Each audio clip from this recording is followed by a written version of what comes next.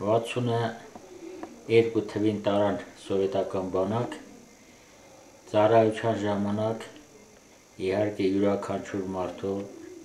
հայրենիքը քաղցր առնեմ, հայրենիքի մասին մտածումը և բանակում ծառայության ժամանակ գրել եմ Սիսիանիս մասին ես երկու խոսքը։ Գոհ Սիսիանիս,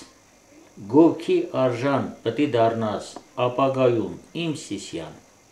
ինչ մարդ էլ որ քո գիրկը կը դու նրան հարմար օթևան, ծոցիդ միջի ժողովուրդը հույրի հետ ապրի հաշտ ու խաղաղ, ինչ է կռիվ, այրուն, խաբել, վերացել են դրանք շատ վաղ, քու սարերի աղբույրներից կարկաչելով ջուրն է հոսում,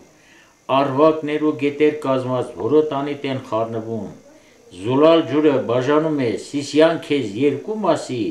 թե կարող ես արթուն մնա ու նրա կարկաչելը լսի։ Կառուցվում են հսկագեսեր, որոտանիտ առակ ջրից,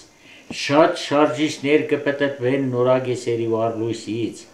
և մենք և մեր նոր սերունդը կսովորենք ու կաշխատենք, որպիսի նոր գիտելիքներով կոմունիզմին դիմավորենք։ Լսել եմ, որ լայն քայլով ես, քայլում առաջ իմ Սիսիան, ես ուզում եմ, որ քու մասին շատ-շատերն իմանան, պանդուխտության մեջ եմ հիմա, քեզ եմ հիշում ամեն մի ժամ, ինչքան էլ որ բացակայեմ դարձյալ ես քու գիրկդ կգամ։ Գիրկդ կգամ, որ քեզ գովեմ, գեղեցկությունդ նորից տեսնեմ, սառնորակ ծորակներիցդ ջուր խմեմ, իմ Սիսիան քու մասին գրեմ։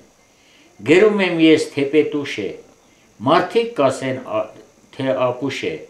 գրիչը նոր է ձեռքը վերցնում, նոր է Սիսիանի մասին գրում։ Երևի գրել են հայ գուսաններ,